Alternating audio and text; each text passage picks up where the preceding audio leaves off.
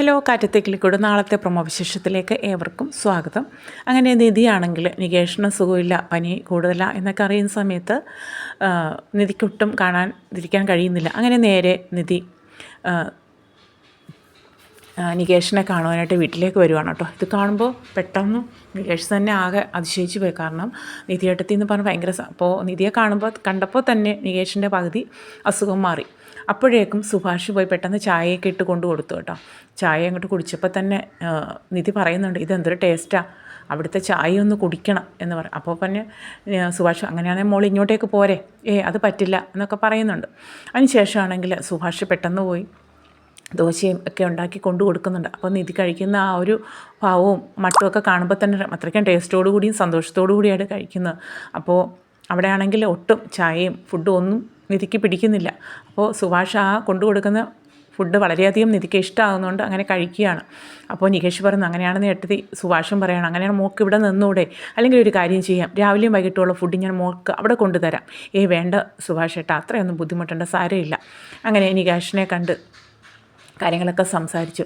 അപ്പോൾ ഹരീഷ് ഇനിയിപ്പോൾ നിൽക്കാൻ പറയുമ്പോൾ ഇല്ല, ഞാൻ നിന്നാൽ ശരിയാവില്ല, ഞാനിവിടെ നിന്ന് കഴിയുമ്പോൾ ഇനി പലർക്കും ഭാര്യ അങ്ങനെ ഇങ്ങനെയുള്ള ബോധമൊക്കെ ഉണ്ടാവും, അങ്ങനെയാകുമ്പോൾ പിന്നെയും പ്രശ്നങ്ങൾ കൂടിയുള്ളൂ, അപ്പോൾ അതുകൊണ്ട് അത് വേണ്ട, ഞാനങ്ങ് പോവുകയാണെന്ന് പറയാം. അപ്പോൾ നികേഷ് പറയുന്നുണ്ട് ഹരീഷിൻ്റെ അടുത്ത്, ഹരീഷേട്ടാ നിധി അടുത്ത് കൊണ്ടുവന്നാക്കാൻ പറയാം. അപ്പോൾ ഹരീഷ് പെട്ടെന്ന് ഇങ്ങനെ സുധീഷിനെ നോക്കുന്നുണ്ട്.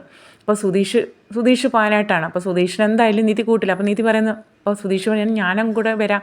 അപ്പോൾ നിധി പറയുന്നത് വേണ്ട, ആരും വരണ്ട, ഞാൻ ഒറ്റയ്ക്ക് പൊയ്ക്കണം സുഭാഷ് ഏട്ടാ, അങ്ങോട്ട് ഇറങ്ങിയ ഒരു ഓട്ടോ കിട്ടും, ഞാനങ്ങ് പൊയ്ക്കണം. അപ്പോൾ സുഭാഷ് പറഞ്ഞു, അങ്ങനെയാന്ന് മോളെ ഓട്ടോ പിടിച്ചിട്ട് തരാമെന്ന് പറയുന്നുള്ളൂ.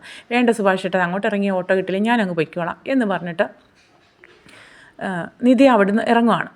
അപ്പോൾ അതിനിടയിലാണെങ്കിൽ നിധിയുടെ ഫ്രണ്ട്സുണ്ട്, അവരൊക്കെ പറയുന്നുണ്ട്, ഇത്രയും സോറി പറയുമ്പോൾ അത്രയും മോശപ്പെട്ട ആളായിരിക്കില്ല, നല്ലൊരു ക്യാരക്ടറുള്ള ആളാണെന്ന് തോന്നുന്നു, പക്ഷേ എന്തോ തെറ്റ് ചെയ്തു, അതാണ് ഇങ്ങനെ സോറി പറഞ്ഞ് കൂടെ നടക്കുന്നത് എന്നൊക്കെ പറയുന്നുണ്ട്. ആളുടെ സ്വഭാവത്തിൽ അത്ര പിശകൊന്നും ഉണ്ടെന്ന് തോന്നുന്നില്ല എന്നൊക്കെ അപ്പം നിധിക്ക് സത്യത്തിൽ അറിയാം. പക്ഷേ സുധീഷിൻ്റെ ആ ഒരു സ്വഭാവമാണ് അന്ന് കാണിച്ച ആ ഒരു കൊള്ളരുതായ്മയാണ് നിധിക്കൊട്ടും പിടിക്കാതെ. അങ്ങനെ നിധി അവിടുന്ന് ഇനി ഇറങ്ങി പോരുന്ന സമയത്ത് പിന്നാലെ തന്നെ സുധീഷും വണ്ടി എടുത്തിട്ട് വരുന്ന സമയത്ത് നിധിയെടുത്ത് പറയും, നിധി സോറി, എന്നോട് ക്ഷമിക്കണം. അപ്പോൾ പറയുന്ന ഒരുപാട് തവണ സോറി പറഞ്ഞല്ലോ, ഇനി അതും പറഞ്ഞ് എൻ്റെ പിന്നാലെ കൂടണ്ടെന്ന് പറയുകയാണ്.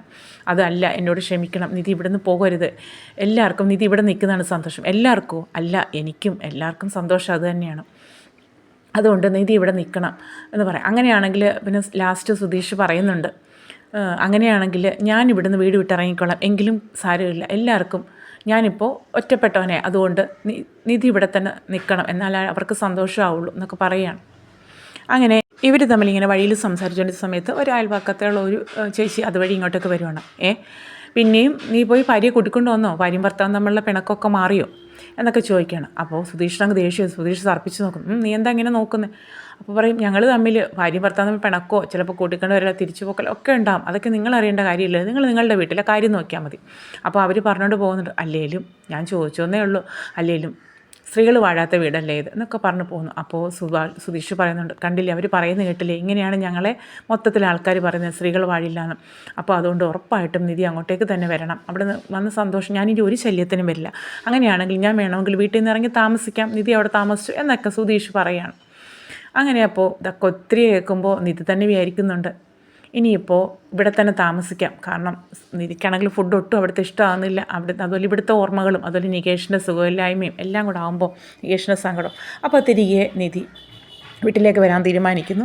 അങ്ങനെ നികേഷും സുഭാഷും കൂടെ പോയാണ് നിധിയെ അവിടെ പോയി സാധനങ്ങളൊക്കെ പറക്കി തിരിച്ച് ഇവിടേക്ക് കൊണ്ടുവരുന്നത്. അപ്പോൾ നിധി ദിവ്യ എടുത്ത് പറയുന്നത്, ഞാൻ ഇതുപോലെ ഹോസ്റ്റലിൽ വെക്കേറ്റ് ചെയ്യുവാണ്, എനിക്കിവിടെ നിൽക്കാൻ. അപ്പോൾ ചോദിക്കുന്നുണ്ട്, ഇവിടെ വെക്കേറ്റ് ചെയ്യേണ്ട കാര്യമുണ്ടോ, നിനക്ക് ആ റിലേറ്റീവിൻ്റെ വീട്ടിൽ നിൽക്കാൻ പറ്റില്ല, എന്തൊക്കെ ബുദ്ധിമുട്ടുണ്ടെന്ന് പറഞ്ഞല്ലേ ഇങ്ങോട്ടേക്ക് വന്നത്, പിന്നെയും അങ്ങോട്ട് പോവുകയാണോ? അതൊന്നും സാരമില്ല.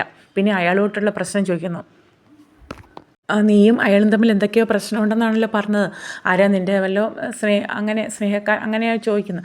അതൊന്നുമില്ല, ഞങ്ങൾ തമ്മിൽ അങ്ങനെ യാതൊരു ബന്ധവുമില്ല, അങ്ങനെ ഇതുവരെ ഒരു ബന്ധവുമില്ല, അതൊന്നുമില്ല, ഞങ്ങൾ തമ്മിൽ അങ്ങനെ അയാളെക്കൊണ്ട് വലിയ അങ്ങനെ പ്രശ്നങ്ങളൊന്നും ഉണ്ടായിട്ടില്ല, എനിക്കിപ്പോൾ ഇവിടെ നിൽക്കാൻ കഴിയും, ഞാൻ ഇതൊഴിയുവാണ്, അങ്ങോട്ടൊക്കെ പോകണം. അപ്പോൾ ദിവ്യ പറയുന്നത് അങ്ങനെയാണ് അവരുടെ ഇഷ്ടം. അങ്ങനെയുള്ള രീതിയിൽ അവിടുന്ന് സാധനമൊക്കെ എടുത്ത് തിരിച്ച് വീട്ടിലേക്ക് വരുന്ന സമയത്ത് പിന്നെ ഭാസ്കരനും ഉണ്ട് അവിടെ, അങ്ങനെ ഹരീഷും ഉണ്ട്.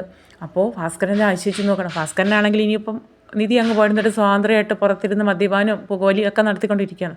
അപ്പോൾ നിധി ഇങ്ങനെ തറപ്പിച്ച് നോക്കുന്നു. പെട്ടെന്നുണ്ട് ഭാസ്കരൻ ആ കുപ്പിയൊക്കെ എടുത്ത് മാറ്റി ഒന്ന് ഒതുക്കി വെക്കുന്നുണ്ട്. അപ്പോൾ ചോദിക്കുന്നു, അപ്പോൾ ഇതാ പരിപാടിയില്ലേ ഞാൻ പോയതിന് ശേഷം?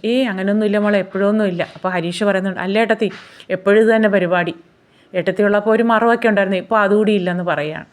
അങ്ങനെ അപ്പോൾ ഭാസ്കരന് നിധി ഉള്ളപ്പോൾ ഇത്തിരി ഒരു മര്യാദയൊക്കെ ഉണ്ടായിരുന്നു, അങ്ങനെയൊക്കെ മാറി വന്നതാണ്. അപ്പോൾ നിധി ഇങ്ങനെ ദേഷിച്ച് നോക്കുകയൊക്കെ ചെയ്യുന്നുണ്ട്. അപ്പോൾ ഭാസ്കരൻ അതിൻ്റെ ഒരു മാന്യതയൊക്കെ കാണിക്കുന്നുണ്ട്.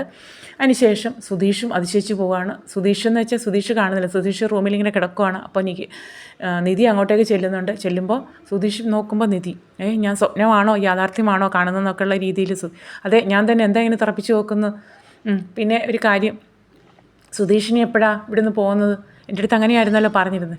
അപ്പോൾ നികേഷ് പറഞ്ഞു, അങ്ങനെയായിരുന്നു കാര്യം ഇല്ലേ? അപ്പോൾ അതായിരുന്നു സംഭവം. അപ്പോൾ നികേഷിന് മനസ്സിലായി ഇങ്ങനെ അവർ തമ്മിൽ സംസാരം നടന്നു.